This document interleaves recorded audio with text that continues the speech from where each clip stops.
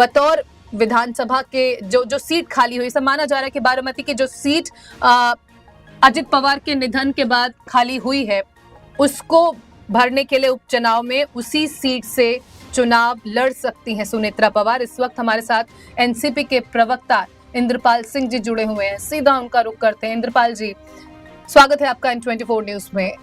इस वक्त जो पॉलिटिकल डेवलपमेंट हुआ है मुंबई के अंदर, महाराष्ट्र के अंदर, किस तरह से एनसीपी जनता के सामने, अपने कार्यकर्ताओं के सामने इस डिसीजन को, इस निर्णय को रखेगी, वो आपसे जानना चाहेंगे।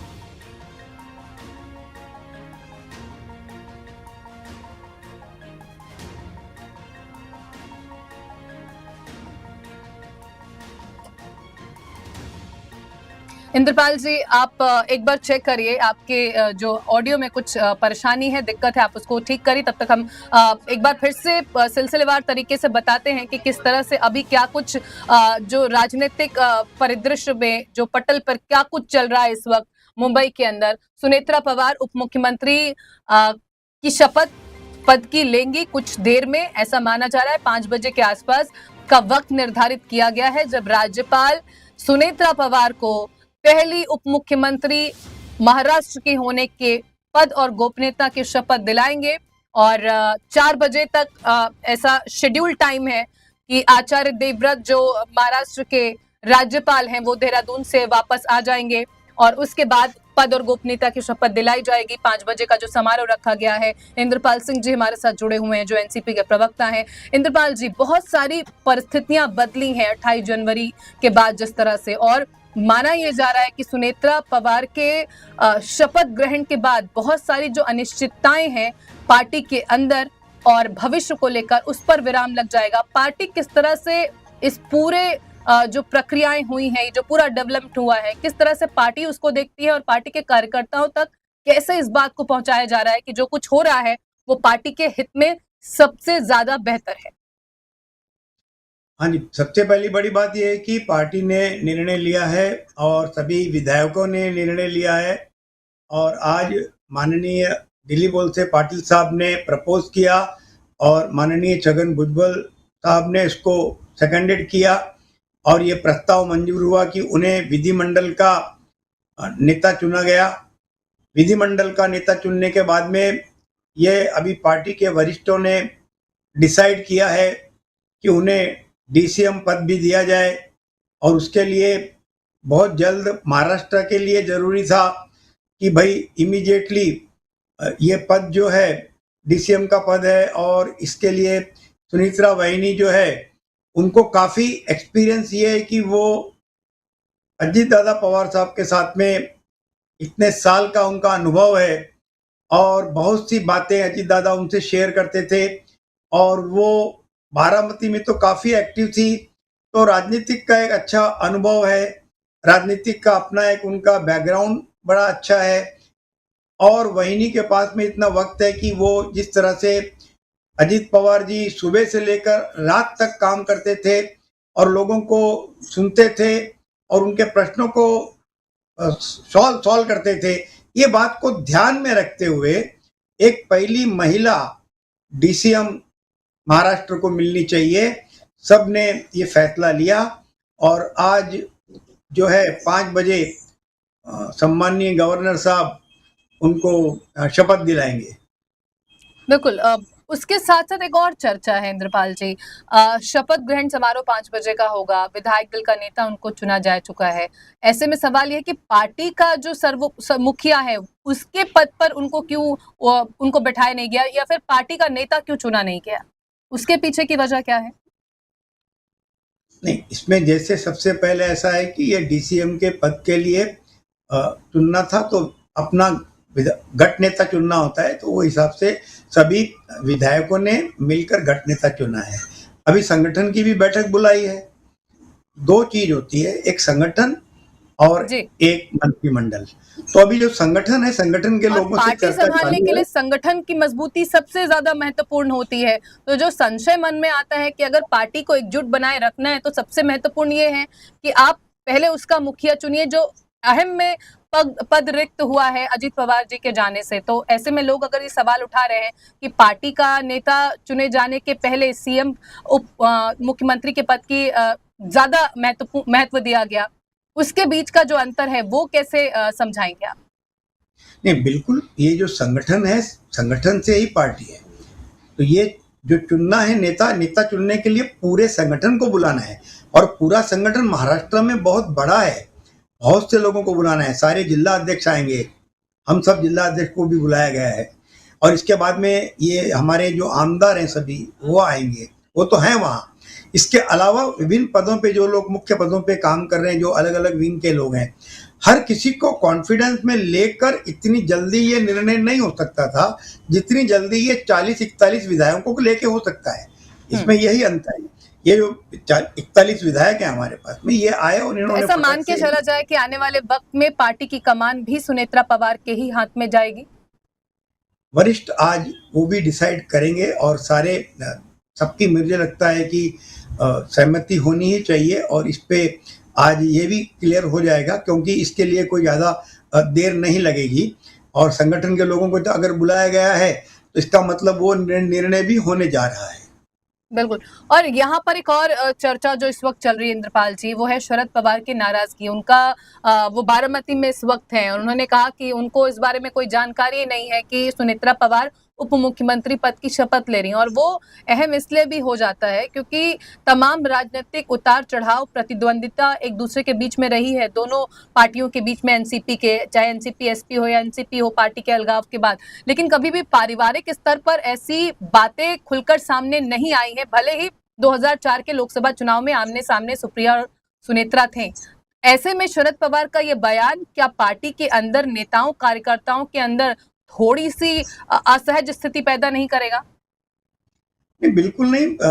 माननीय शरद पवार साहब पवार साहब जो हैं वो पवार खानदान के मुखिया हैं, और वो अब उनकी तबीयत खराब है, इतना ज़्यादा ट्रैवल वो नहीं कर सकते हैं, उनकी अपनी एक निजी प्रॉब्लम है, हेल्थ प्रॉब्लम है, और वो उन्होंने गोविंद बाग में पार्थ दादा को बुलाया है, बुलाकर उनसे बातें भी की हैं।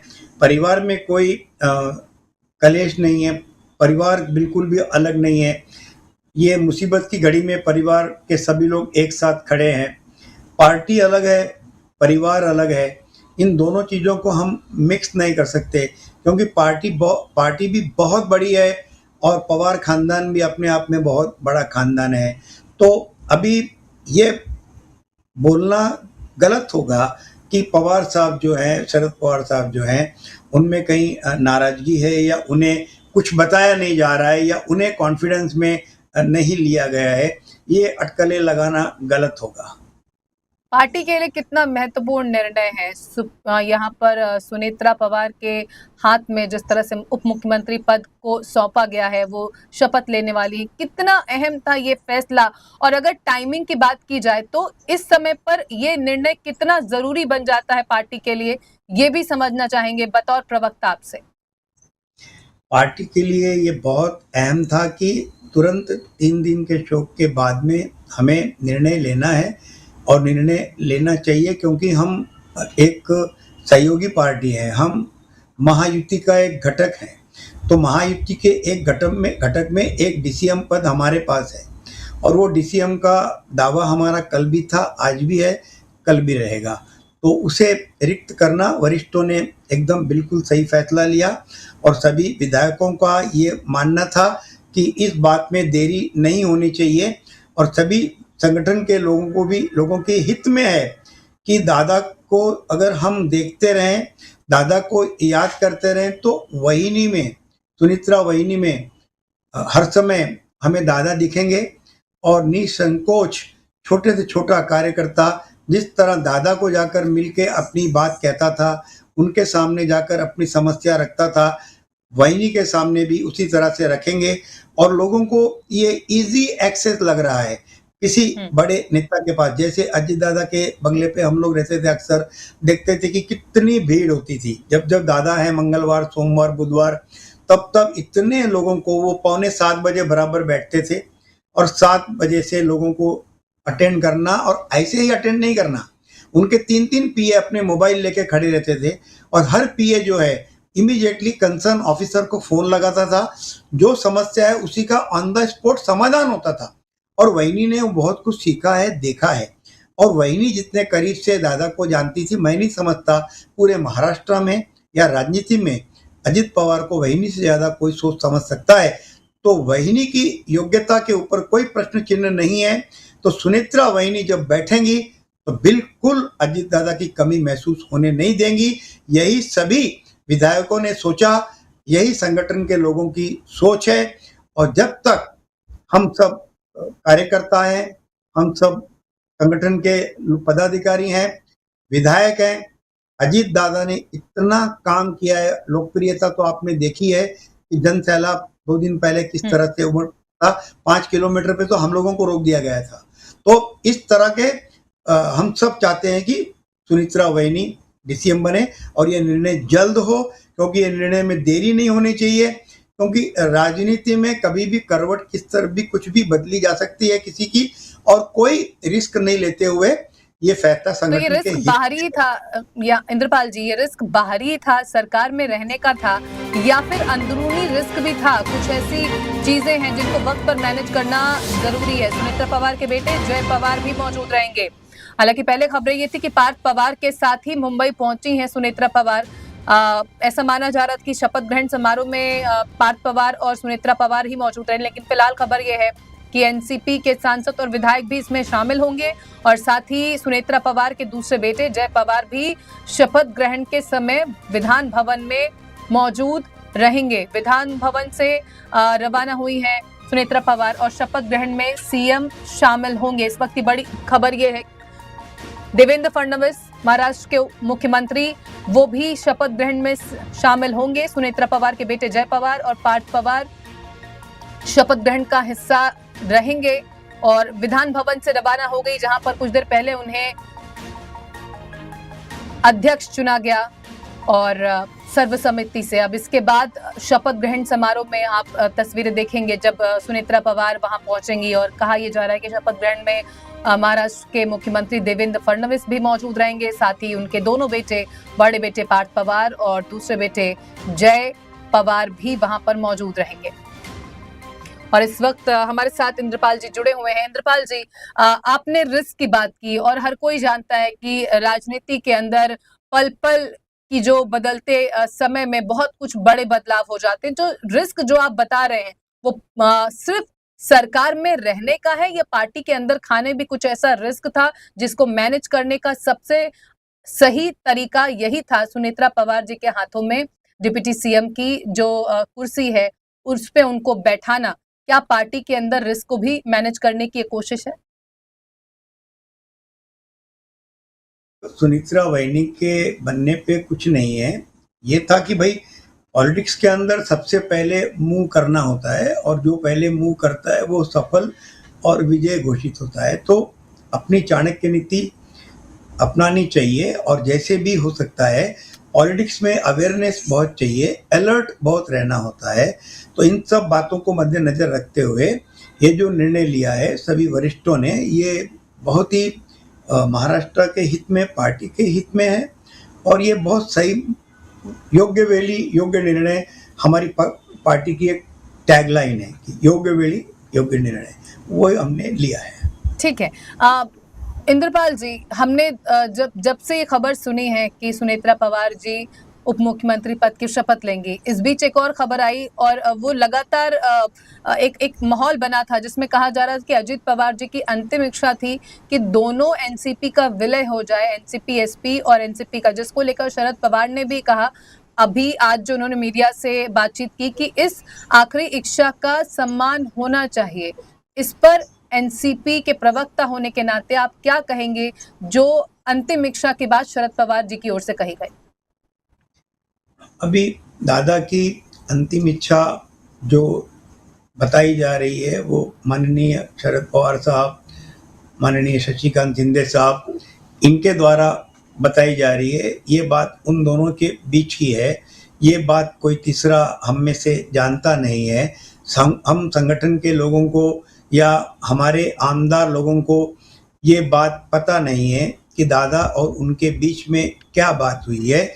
इसके लिए संगठन के जिला अध्यक्ष होने के नाते मेरा ये फ़र्ज़ बनता है कि इस पे हमारा कोई बोलना बनता इसलिए नहीं है कि हम लोगों को कुछ पता ही नहीं है कि दादा ने कभी ऐसी बात कही है, या दादा ने अगर कही है तो ये तो उनके बीच की बात है, माननीय शरद चंद्र पवार जी के बीच की बात है, माननीय शशिकांत शिंदे साहब के बीच की बात है।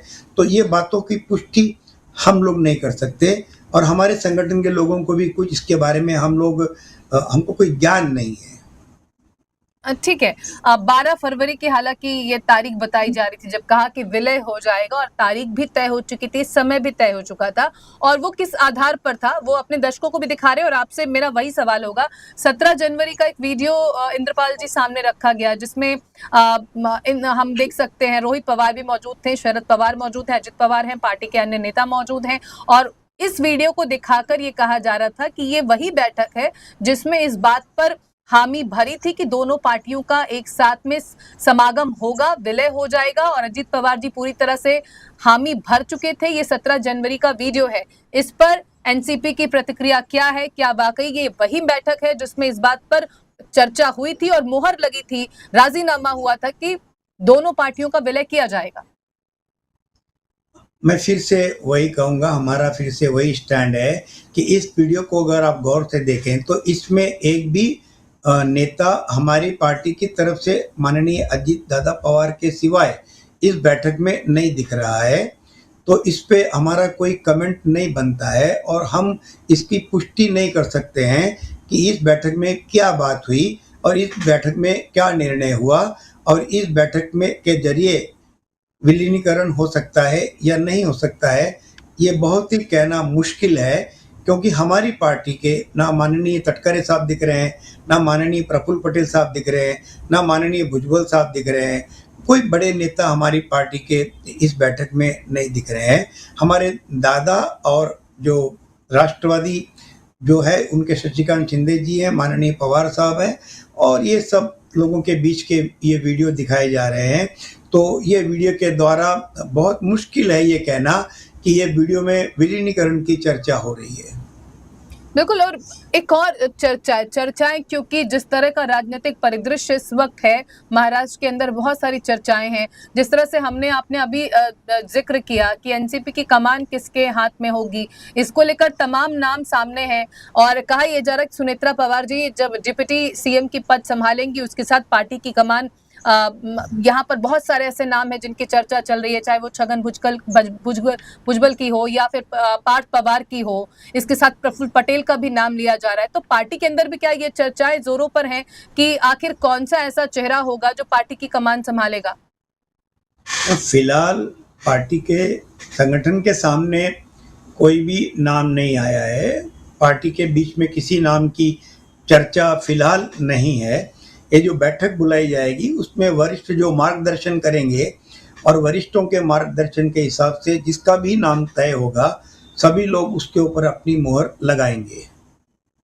बिल्कुल। तो इस वक्त आपको बता दें कि शाम 5 बजे का वक्त है जब शपथ ग्रहण समारोह होगा उप मुख्यमंत्री पद का, और सुनेत्रा पवार बतौर पहली महिला उप मुख्यमंत्री के तौर पर शपथ लेंगी। और इस बीच बहुत सारे डेवलपमेंट हैं जिसमें लगातार ये खबरें आ रही कि किस तरह से 28 जनवरी के बाद राजनीतिक जो परिदृश्य हैं वो बदलते गए हैं। फिलहाल जो सबसे अहम है कि राज्यसभा सांसद के तौर पर भी जो इस्तीफा है वो सौंपा जा चुका है, यानी जो एक एक औपचारिकताएं हैं वो पूरी की जा रही हैं। अगर एक शख्सियत के नाम पर देखें इंद्रपाल जी, हमने देखा है बहुत ही सौम्य स्वभाव की हैं, मृदुभाषी हैं, उनका जो तरीका है वो जाहिर तौर पर भले उन्होंने राजनीति की शुरुआत की पर वो एक तेज तर्रार जो नेता के तौर पर, बहुत ही सौम्य पर्सनालिटी के तौर पर लोग उनको जानते हैं। ऐसे में ये चुनौती उसके लिए कितनी ज्यादा तैयार हैं या किस तरह से उसको पूरा करने में चुनौतियां आएंगी? आप चूंकि साथ में रह चुके हैं, क्या सोचते हैं आप इस बारे में? हमने सुनेत्रा बहनी को देखा है दादा के साथ काम करते हुए। मेरे संबंध दादा से 20 साल के हैं, काफ़ी नज़दीकी संबंध थे। हम जब भी देखते थे, कई बार हमने देखा है दादा बहुत सी बातें उनसे करते थे। सुनेत्रा बहनी बहुत सी बातें में पार्टिसिपेट होती थी। उन्हें राजनीति के बारे में बहुत कुछ पता है और एक महिला बहुत स्ट्रांग हो सकती है। आपने देखा इंदिरा गांधी हमारी प्राइम मिनिस्टर थी।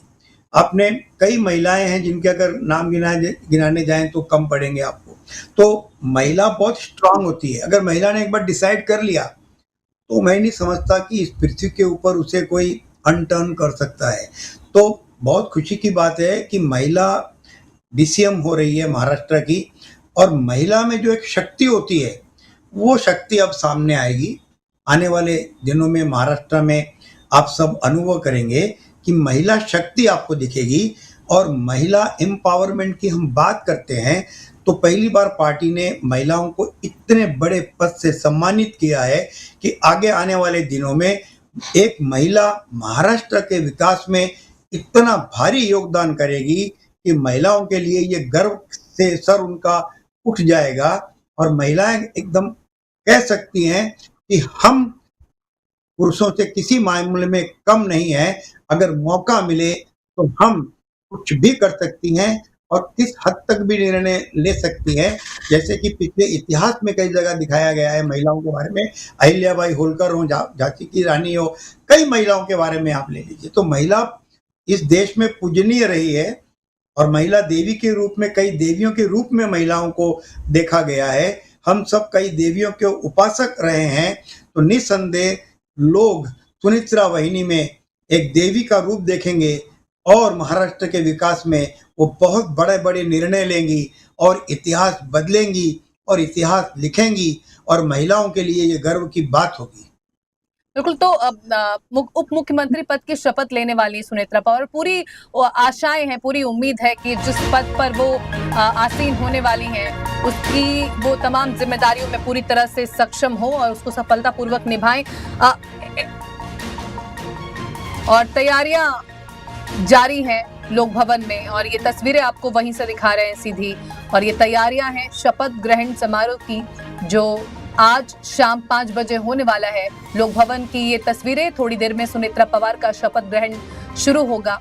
और ये परिस्थितियां अजीत पवार के निधन के बाद की हैं, जब रिक्त उप मुख्यमंत्री पद को एनसीपी के कोटे से है, जो उस पर अब सुनेत्रा पवार, जो दिवंगत नेता अजीत पवार की पत्नी है सुनेत्रा पवार, वो आसीन होंगी।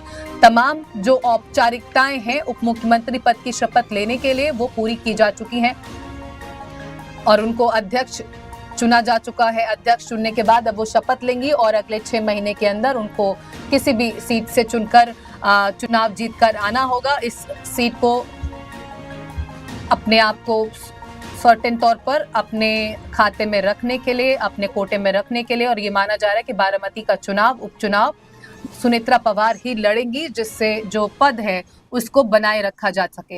हमारे साथ इंद्रपाल जी हैं, उनसे जानते हैं। इंद्रपाल जी, पार्टी के लिए जाहिर तौर पर अभूतपूर्व क्षति है जिसका कोई भी खामियाजा भरा नहीं जा सकता। उसके बाद जिस तरह से पार्टी बेहतर तरीके से मैनेज कर सकती है, सिचुएशन मैनेज की जा रही है, सरकार से बातचीत भी जारी है, मुख्यमंत्री से बात की गई, मुलाकात की गई, आपके जो बड़े नेता हैं, ऐसे में जो मंत्रालय उनके पास थे, खासकर वित्त मंत्रालय की बात की जाए तो क्या उन तमाम मंत्रालयों पर भी चर्चा हुई है जो अजीत पवार के पास थे? वो तमाम मंत्रालय, चाहे योजना मंत्रालय हो, वित्त मंत्रालय हो या एक्साइज जो मंत्रालय हो, राज्य उत्पाद शुल्क का, ये तमाम मंत्रालय क्या एनसीपी के कोटे में ही रहने वाले हैं और क्या ये तमाम मंत्रालय सुनेत्रा पवार के अंडर ही रहेंगे जैसे कि अजीत पवार के अंडर थे?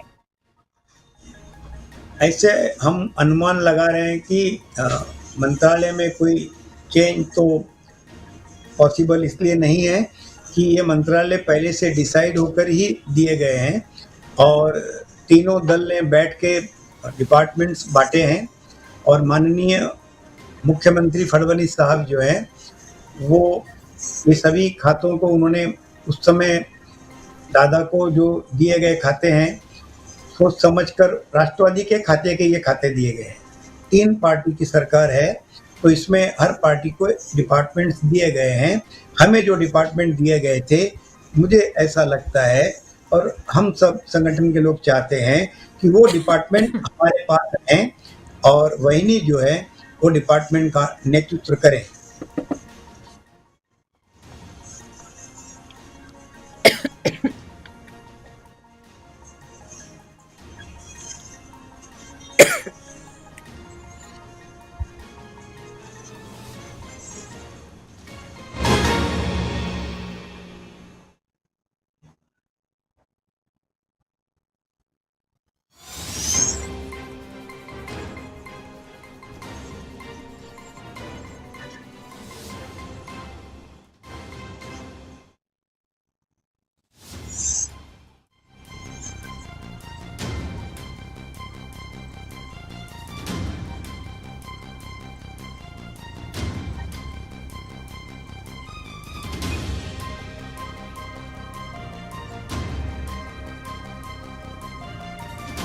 तैयारियां दिखा रहे थे, तस्वीरें ये बताती हैं कि किस तरह से तैयारियां जोरों पर हैं और विधान भवन के अंदर जिस तरह से ये बैठक हुई जिसमें उनको विधायक दल का नेता चुना गया, अब तस्वीरें सीधे आ रही हैं लोक भवन से जहां पर शपथ ग्रहण होगा 5 बजे शाम के, और जिसमें ये पूरी तरह से साफ हो जाएगा कि अब सरकार के अंदर जो एनसीपी कोटे से उप मुख्यमंत्री पद अजीत पवार जी के पास था उसको संभालेंगी सुनेत्रा पवार जो उनकी पत्नी है।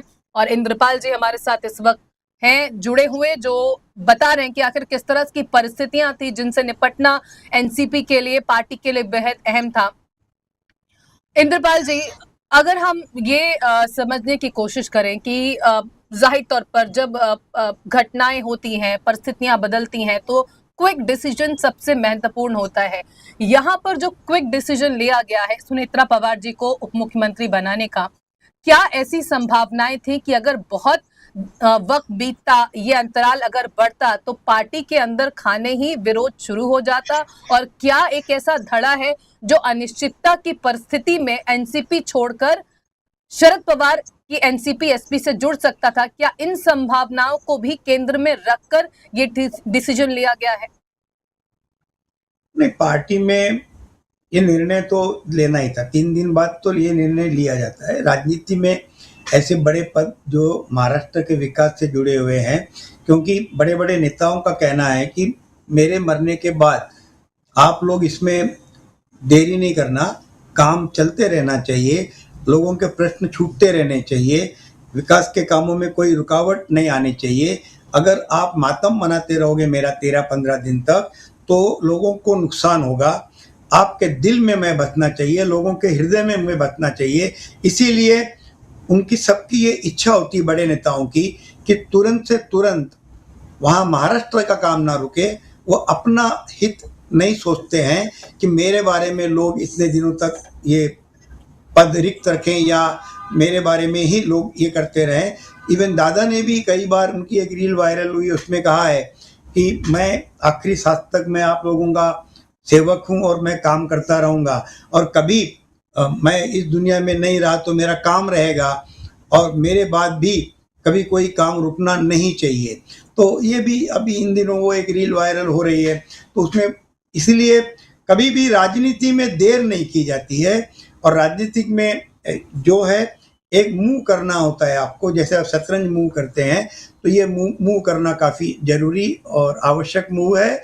और ये मुझे नहीं लगता कि राष्ट्रवादी पार्टी में कोई प्रकार की असंतोष कभी फ्यूचर में भी आ सकता है। अगर ये किसी कारणों से डिले भी होता तो पार्टी को इससे कोई खतरा नहीं था, क्योंकि सारे विधायक तन मन धन से अजीत दादा पवार के साथ में कल भी थे, आज भी हैं और भविष्य में भी रहेंगे। बिल्कुल, तो पार्टी पूरी तरह से मजबूती के साथ खड़ी हुई है और बहुत महत्वपूर्ण है ये समझना कि एक जो कहावत है the show must go on, उसी तर्ज पे एनसीपी आगे बढ़ रही है और सुनेत्रा पवार को उप मुख्यमंत्री पद की शपथ दिलाई जाएगी शाम 5 बजे। बहुत बहुत शुक्रिया इंद्रपाल जी हमारे साथ जुड़ने के लिए। तो इस वक्त की बड़ी और अहम खबर ये है कि अब से थोड़ी ही देर में 5 बजे शपथ ग्रहण समारोह शुरू हो जाएगा सुनेत्रा पवार का लोक भवन के अंदर। तस्वीरें हमने आपको दिखाई थी किस तरह से लोक भवन के अंदर तैयारियां जारी हैं। 4 बजे आचार्य देवव्रत जो महाराष्ट्र के राज्यपाल हैं वो पहुंचेंगे मुंबई, क्योंकि वो देहरादून में है और इस वजह से जो ये कार्यक्रम है वो उनके आने के बाद 5 बजे का रखा गया है। और ये तस्वीरें सीधे लोक भवन की, जहां पर तैयारियां पूरे जोरों से जारी है, क्योंकि शपथ ग्रहण समारोह होने वाला है। कहा यह जा रहा है कि मुख्यमंत्री देवेंद्र फडणवीस भी शपथ समारोह का हिस्सा होंगे और साथ ही सुनेत्रा पवार के दोनों बेटे पार्थ पवार, जय पवार भी यहां पर मौजूद रहेंगे जिस समय सुनेत्रा पवार उप मुख्यमंत्री पद की शपथ लेंगी। और बहुत अहम डेवलपमेंट